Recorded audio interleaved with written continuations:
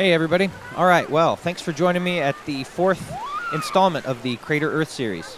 I hope you guys are enjoying it and opening your mind and expanding your horizons and all that good stuff. I know I am. So, in this one, we're going to discuss the sun, a little bit the matrix, and reflections. Reflections are huge in this whole thing, and there's a lot of video footage to show you a lot of really cool things.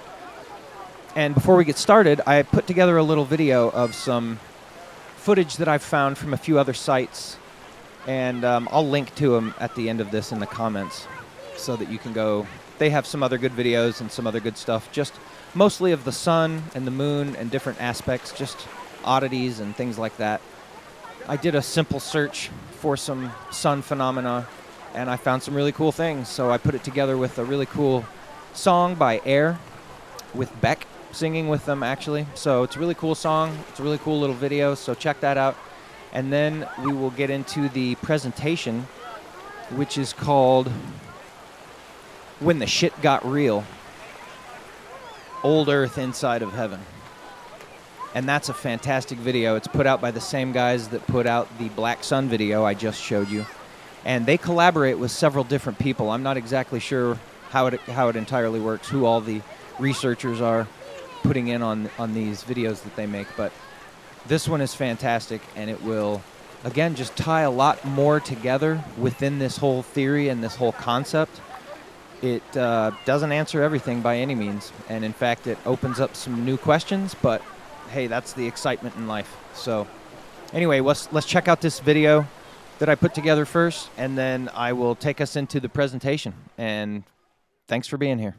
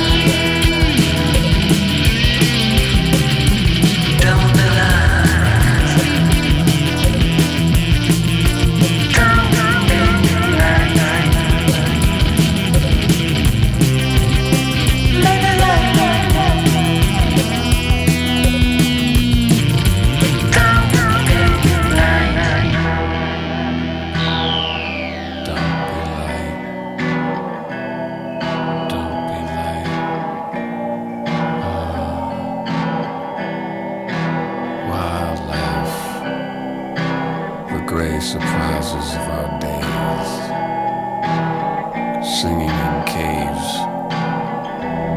fabricating a new abandon. We don't see the master's hand. We bang on gold tambourines in the crosshairs of some transient gun, trading desires on the banquet line.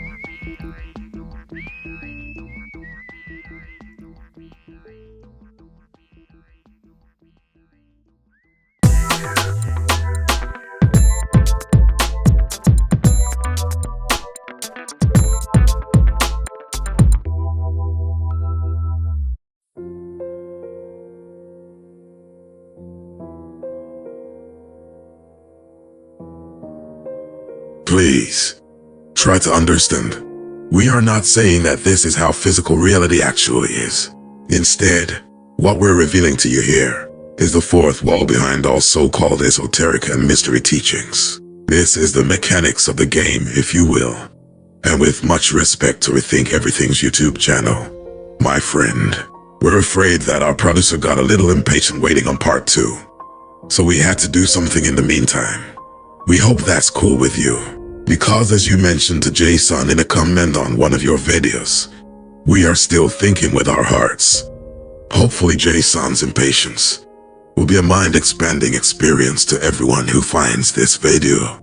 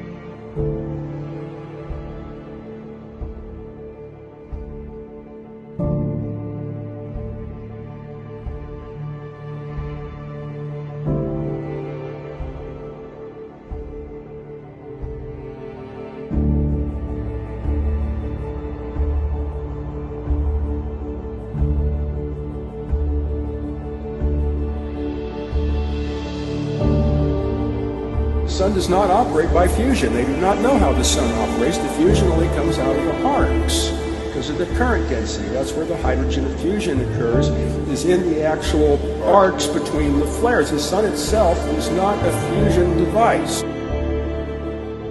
There's nothing inside.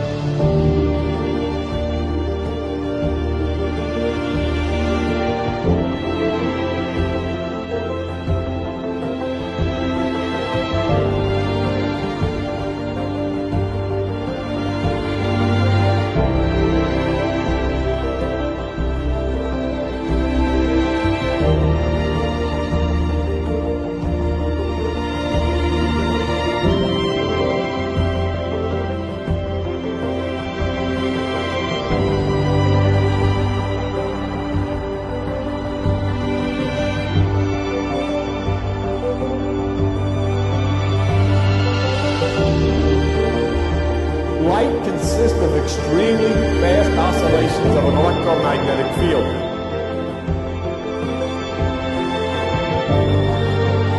Sphere within a sphere can create electrical tension and subsequently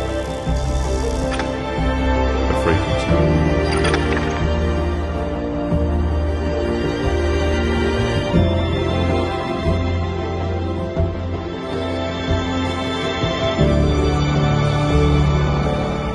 Controls all the frequencies. So if you don't know what the sun's doing, you don't know what frequencies to use. That's why RCA started radio astrology. You have to know what the sun's doing. The planets tell you what the sun's doing.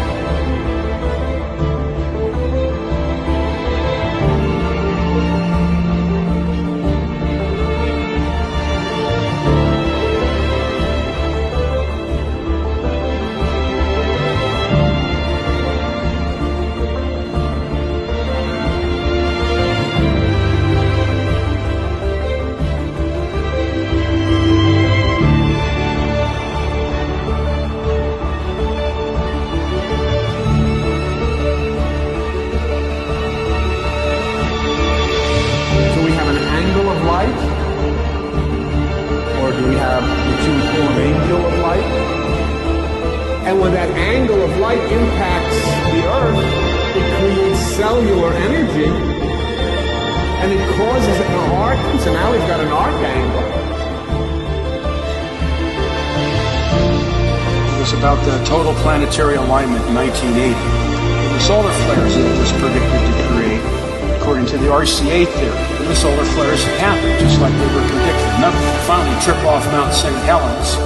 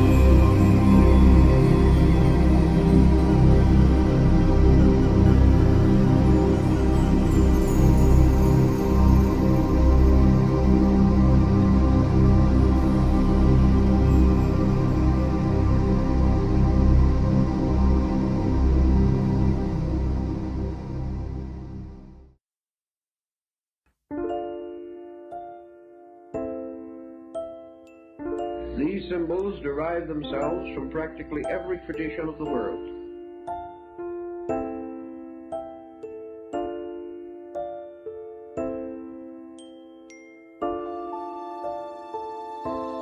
We do not like to believe that perhaps there is a whole world of things beyond our sensory perception, or outside of our ability to understand.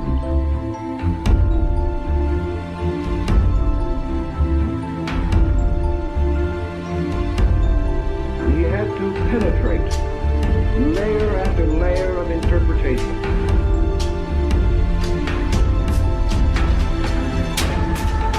Force an extraordinary illusion in which the sensory information of the present is cancelled by immense knowledge derived from the past.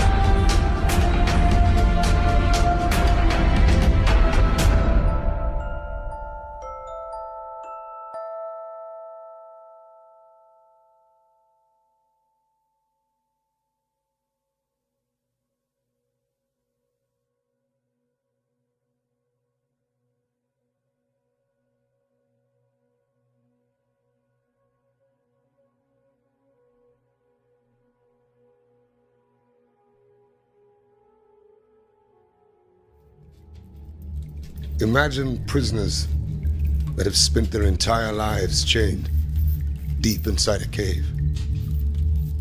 They have been chained so that they cannot see behind themselves, and they are forced to stare endlessly at the cave wall in front of them. Behind them, a fire is burning, and between the prisoners and the fire is a raised walkway. Now imagine that each day a menagerie of objects crosses the walkway. Animals and people carrying their wares to market.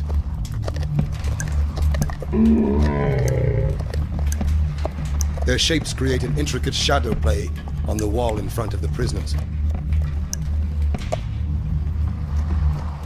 This is the only world that the prisoners have ever known. The shadows and the echoes of unseen objects.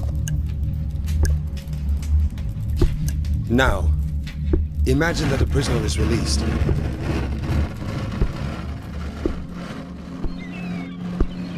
After some time adjusting to the blinding light, the freed prisoner will begin to experience the world outside of the cave for the very first time. And it is like nothing he could have ever imagined.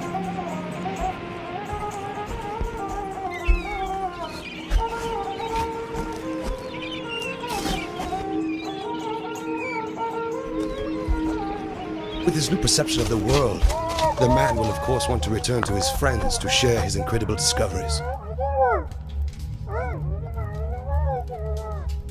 But the prisoners cannot recognize their old friend. He appears as all things do. His voice is a distorted echo, and his body is a grotesque shadow. They cannot understand his fantastic stories of the world outside of the cave. To them, it will never exist. This, of course, does not make the world outside of the cave any less real.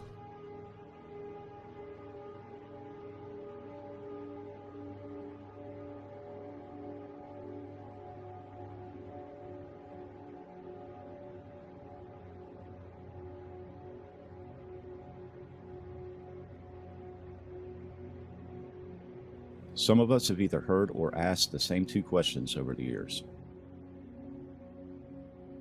Why would they lie about the shape and structure of the Earth? Why is it even important to us?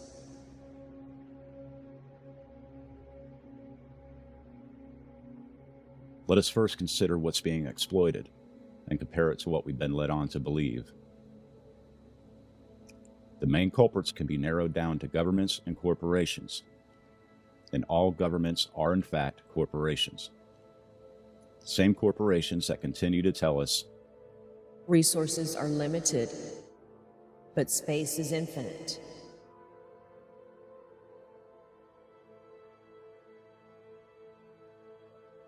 They have controlled and mandated every aspect of science, education, research, and media, infiltrating every cultural paradigm and social trend to further manipulate and twist the unwitting minds of the masses.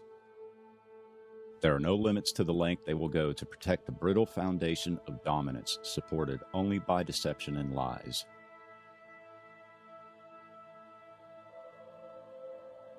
Knowledge is power, and slavery begins where knowledge is withheld. Therefore, the truth about our physical reality is critical.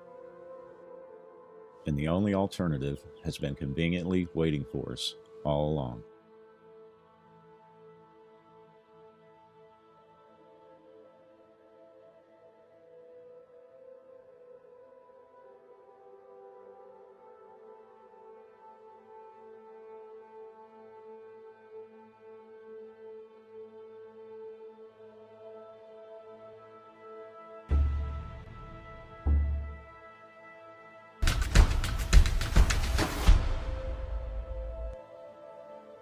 The Earth is flat. Why do you say that? We live on a flat plane. It's flat. Seeing is believing, as these globes clearly illustrate the Earth is round.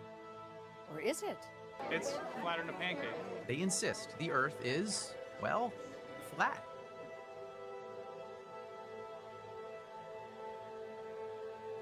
Is this where we find truth?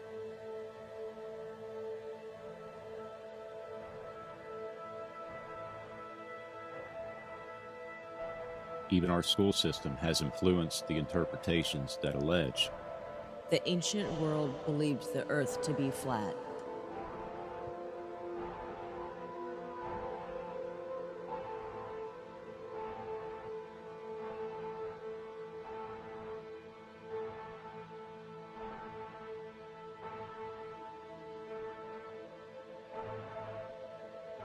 many of us have been forced to keep digging. And a few of us come to recognize what the globe had been showing all along.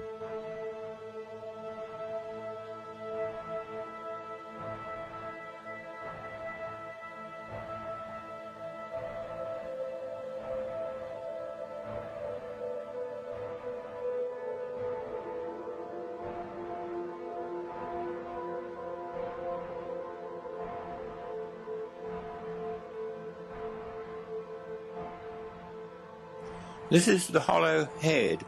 Actually, at the moment, it's a perfectly normal head of Charlie Chaplin, but wait, as it comes round, you'll see, or will you, that it's hollow. The back of it, coming round now, is actually a hollow mask. It appears to rotate in the opposite direction, and amazingly, the nose sticks out, although it's actually sticking in. Coming round now is the normal, correct, as it were, face. And wait again as it comes round, and you'll see this extraordinary thing like Jekyll and Hyde. Both the noses stick out because it's so unlikely that a nose sticks in that a face is hollow. So you see it as convex, although it's in fact concave, as now. And then it'll become the normal face again, there. And note that as soon as the features appear in the hollow inside, it will look convex, as though it's a normal face almost, though it isn't. As soon as the features appear, there, your brain refuses to see it as hollow, simply because it is so unlikely. And this demonstrates the immense power of top-down knowledge, which can actually counter signals bottom-up from the senses, and force an extraordinary illusion in which the sensory information of the present is cancelled by immense knowledge derived from the past, because you've seen so many faces, all with their noses sticking out. So it's just impossible to see that as correctly hollow.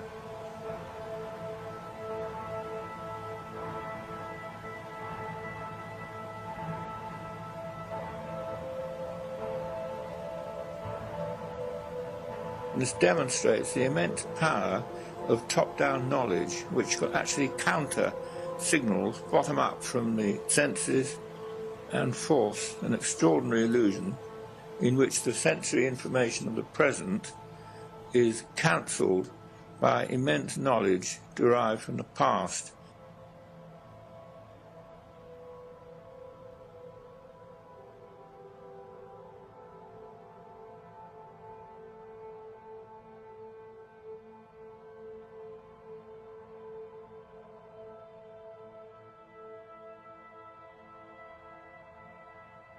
So it's just impossible to see that as correctly hollow.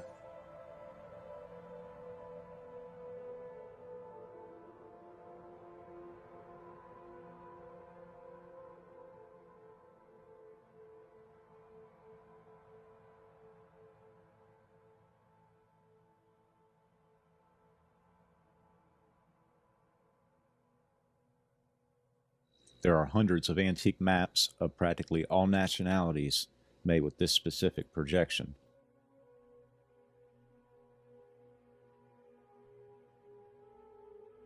We would expect to find a lot of information on it. But Wikipedia leads to dead end after dead end.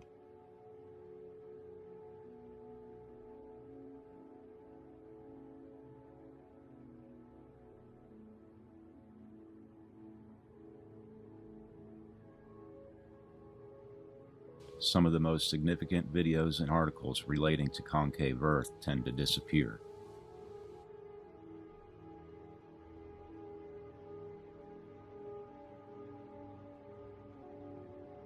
Longitude is a geographic coordinate based off of angular measurements that specify the east-west position of any point on Earth. Modern projections illustrate longitudinal divergence towards the center, while the maps of antiquity illustrate the opposite.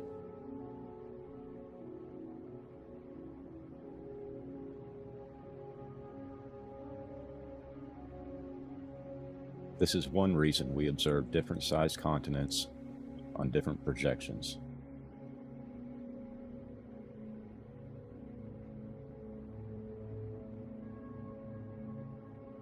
These are more than old maps. They are works of art.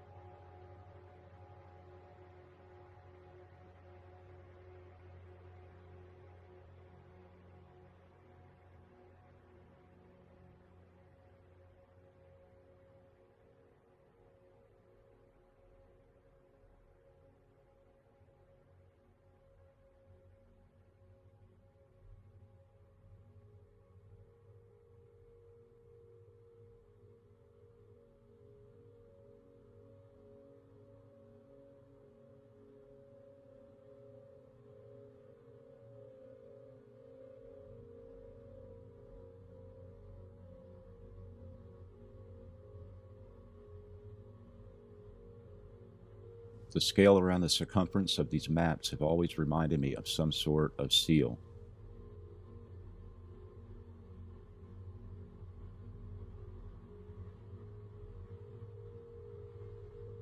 Is it only coincidental that we find the same scale or seal on illustrations of the depicted celestial sphere?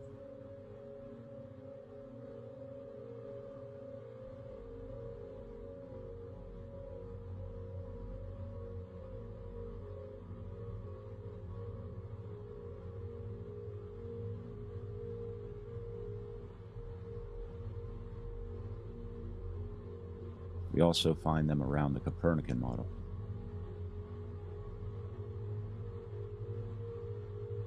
And constellations always tend to have a relation to the Earth.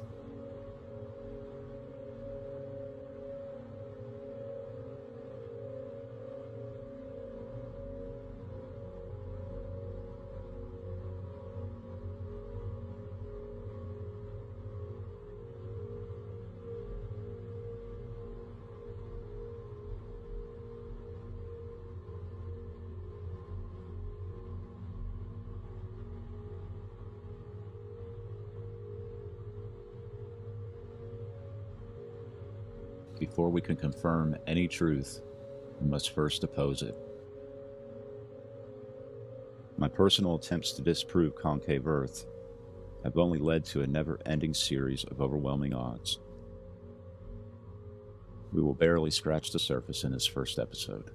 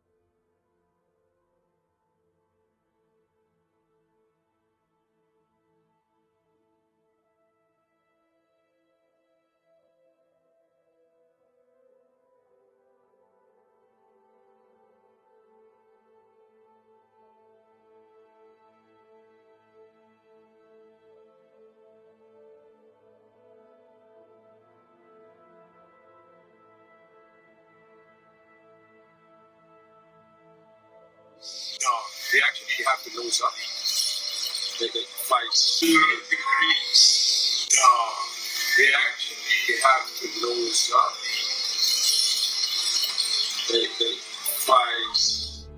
So it can only pick up the ground clutter if the radar is angled low and it's not being bent. These beams are not being bent. And what do I mean by they're not being bent? Well, this is the explanation from an expert of why you can pick up ground clutter or blooms.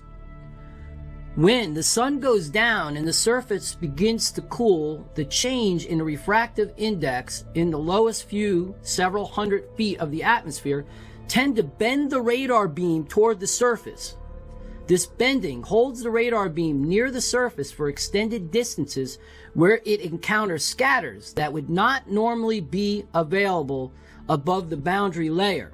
These scatters include insects, bats, aerosols, can I say it again? Aerosols, particulate matter, etc., and account for the increased radar return, referred to as radar bloom. And now, here's the problem. The problem is that the sun is not setting here in Texas right now. It's been like this all day, by the way, folks. It's midday right now. It's a beautiful day. The atmosphere is not cooling. So, there's no reason why radar, regular Doppler radar, NEXRAD, at its usual angle, should be picking this up right now. 0 degrees. They actually have to nose up.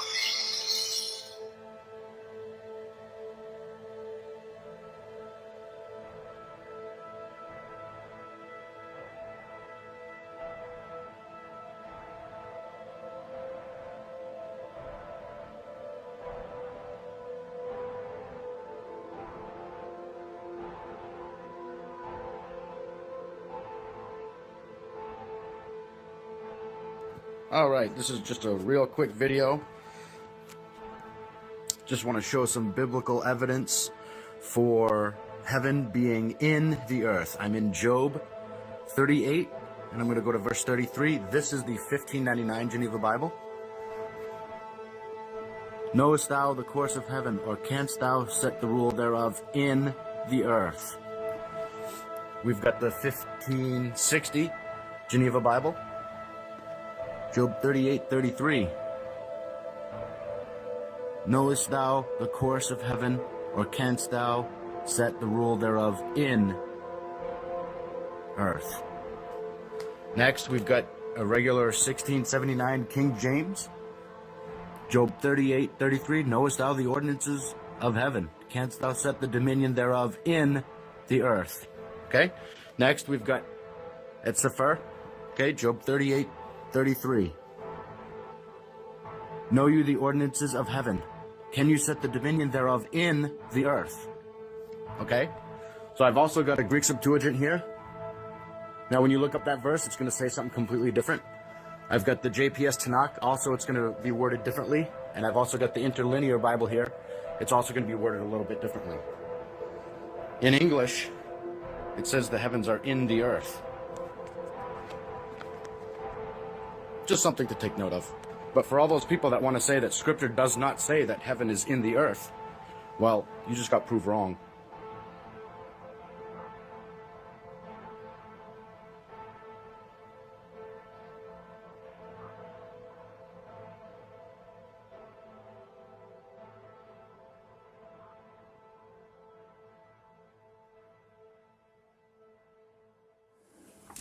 This black spot right here is where the light has disappeared. It cannot penetrate this spot, nor can it exist here, because this is the point of centripetal convergence, where light is literally sucking down like a drain down a hole.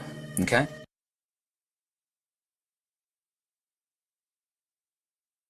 There's no inside structure. Is it all? Yeah, there's only a surface. There's nothing inside. Is the sun actually, do you believe, combusting in on It's itself? not burning anything. There's no fusion in the sun. That's well understood. Prove it. Yeah, well, there's not the way to prove that there is any. It's only in the flares that you get fusion. That's all the X-rays. The flares, the arcs, and the X-rays, and the microwaves, and whatever result of fusion in the arcs. There's no fusion in the sun. They don't know how the sun works. Why do you, what's special, how does the sun make light? It's a transformer. Transforms from some other dimension. It's not burning anything. It doesn't have to. It's a converter.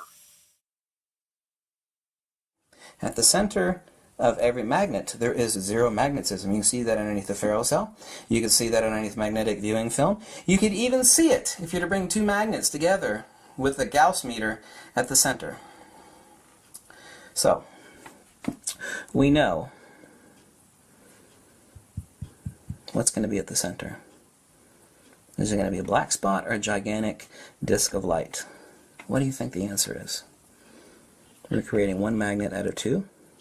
You'll notice as I get it closer, hard to keep it from snapping together, I don't want to break the glass, that at first the black hole gets a little larger. Notice the flux lines diverging. You see that? Now wait, what happens when I bring it together?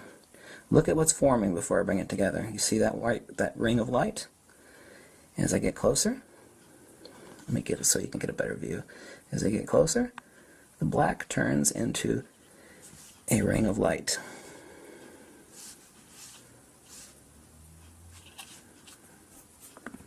See if I can zoom in so you can see it. Here we go. Hold on a second. There we go. A ring of light. What you're seeing is the center of the magnet. These two magnets are now effectively one, even though they're separated by a couple of thin pieces of precision glass. The center where no magnetism exists, there's a halo of light. The dark lines represent centripetal convergence. The white lines represent centrifugal divergence. So what you're seeing in the white lines is true magnetism. No, they're moving in the exact same direction, only inverse to your spatial perspective. Nothing. Space is the air inside this donut. The cream filling inside the donut of magnetic divergence is literally the farts, the after effect, the remnant remains, the fecal matter of the loss of inertia, which necessitates magnetic divergence and reciprocation. As Faraday called magnetism, he called it the dielectric field. And oddly enough, one of the first experts in electrical engineering was the guy who got closest, even closer than Tesla, to understanding what magnetism was in its relationship to dielectricity, because only dielectricity exists. Love my flat Earth community because they're asking questions and they're, trying to get to the answers. But the truth of it is there is no scientific evidence to break down a flat torus field. There is no such thing. There's no such thing as something being a flat and three-dimensional object at the same time either. Because a lot of them say, well, it's hollow, but it's flat, but it's round, and it's this at the same time. It's absurd. I mean, how much more are you going to try and force things into your model of it being flat? It's not flat. It can't be flat. I'll explain why. When you break down these two pictures here, showing you field theory 101. This little orange, or this greenish looking blue disc right here, I don't know if you can see that. That bluish disc right here, that's flat right there. This is where flat earthers say they live, on the flat part of a torus field. Okay? So what this is right here, is this is the centripetal dielectric movement and zone, right here. Centripetal dielectric movement and zone. Centripetal means in, so everything is converging inward, and that breaks it down right here. This is your dielectric plate right here. This greenish, bluish looking flat plate right here is this yellow right here. This is what you're seeing right here.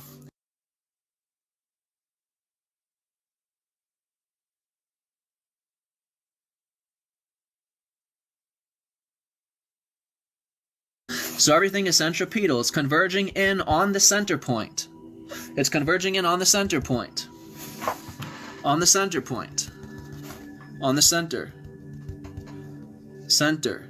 Center is the point of creation. Center. So everything's converging in at this center point, which is the dielectric field. It's destroying space, meaning, and this is where they say they live. So everything is sucking in. You can take your idea of a black hole, and this is exactly what you would get. You understand? So what this is, where they say they live, is in a chaotic state of a black hole, of nothingness. Nothing exists here. This is formless energy before it's cast out and expressed through magnetism.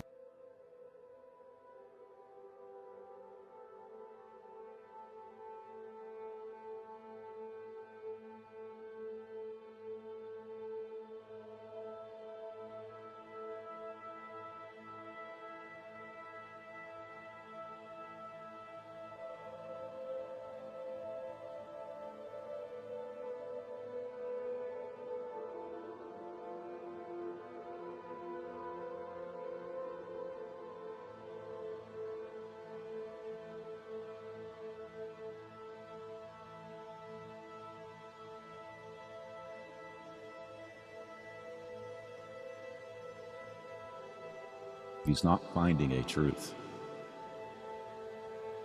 He's losing an illusion.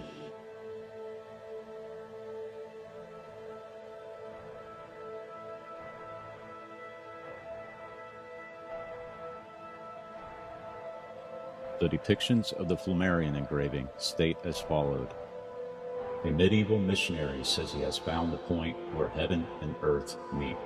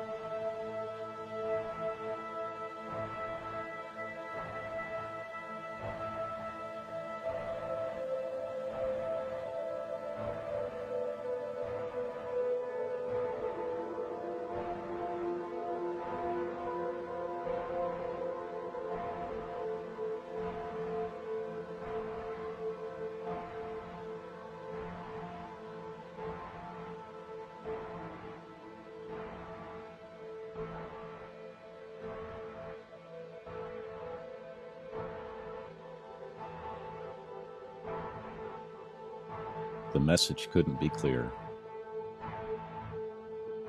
The dome is a facade, an illusion of the mind.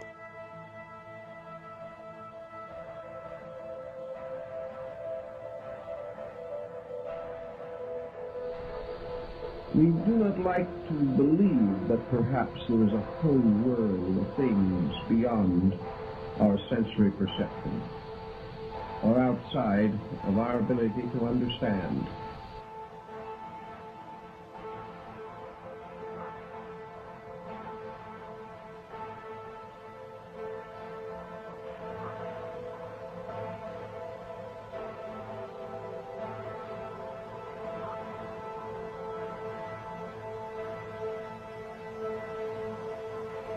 I've heard the argument, and I did abide by it myself for a few years.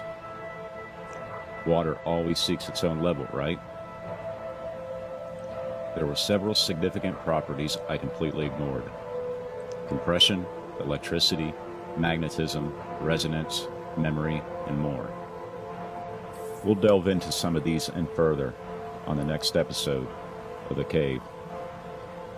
Thanks for joining me.